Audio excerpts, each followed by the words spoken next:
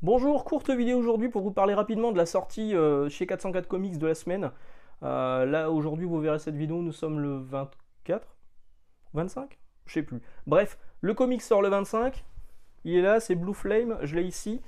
Je vous en ai parlé un tout petit peu dans le Free Talk de la semaine dernière en vous disant que bah, c'était top, j'étais à la moitié, j'étais vraiment, je trouvais ça vraiment bien.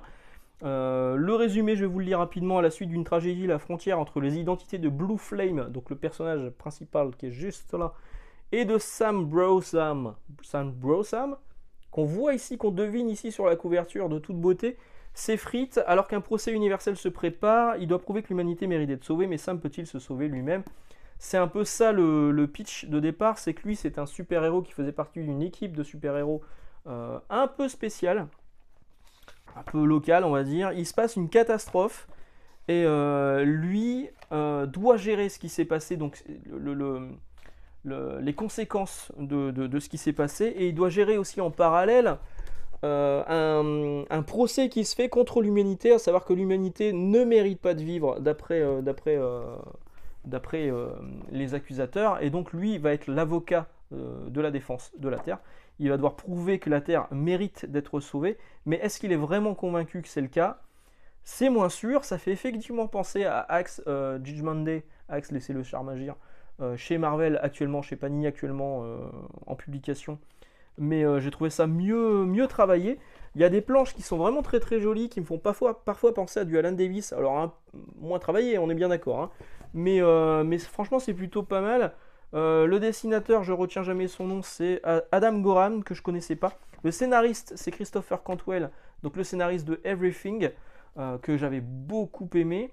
Blue Flame, c'est une très bonne impression à la lecture au tout début. Et oui, vous sentez qu'il va y avoir un mais.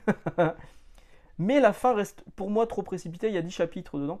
J'aurais, je pense, préféré qu'il y ait peut-être un ou deux chapitres de plus et qu'on nous laisse des explications, en fait. Parce que là, le problème, c'est qu'à la fin, alors je pense que c'est un choix du scénariste, hein, il laisse libre cours à votre imagination.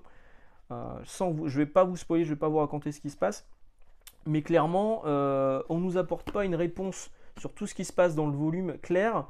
Ça va être à vous de faire votre propre interprétation et votre propre bilan par rapport à ce que vous avez lu avant. Donc du coup, ça fait quand même pas mal réfléchir, ça fait réfléchir. Mais moi, j'aime bien quand on me raconte une histoire, qu'on m'apporte les clés nécessaires euh, à la finalité du truc. Voilà. Là j'étais sur la fin, franchement, je me suis dit, bah attends, il manque des pages. J'étais arrivé au chapitre 10, j'arrive sur les dernières pages et je me dis non, bah, ça va être précipité là s'ils expliquent le truc. Et en fait, c'est pas vraiment expliqué. Il y a un truc qui peut vous faire penser que certaines choses, mais c'est pas vraiment explicite. Donc c'est à vous de vous faire votre opinion. Est-ce que ce genre de page est vraiment cool aussi, hein. Voilà. Où on voit vraiment la dualité entre le personnage, l'identité secrète et le super-héros. Donc ça joue. Alors je vous ai pas spoilé, hein, juste cette page prise comme ça, elle explique rien. De toute façon, il n'y a pas grand chose à expliquer. Mais vraiment, je vais vous inviter à le découvrir quand même parce que c'était un bon moment de lecture, c'était vraiment intéressant. La fin m'a un peu décontenancé, c'est sûr. Mais c'était un peu le cas dans Everything aussi, j'ai l'impression. Et ouais, c'était cool. En plus de ça, la fabrication, elle est top.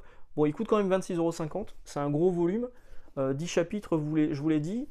Mais la fabrication, elle est impeccable. Le papier, il est top. C'est une belle reliure. C'est un gros volume. Ça brille de mille feux, là. 404, pour ça, ils font vraiment du très bon boulot. Donc là, c'est encore une fois, je salue Nicolas Beaujouan qui est directeur de collection pour 404 Comics. Il fait vraiment un travail impeccable là-dessus. Et vous voyez, les planches, hein, sont vraiment cool, hein.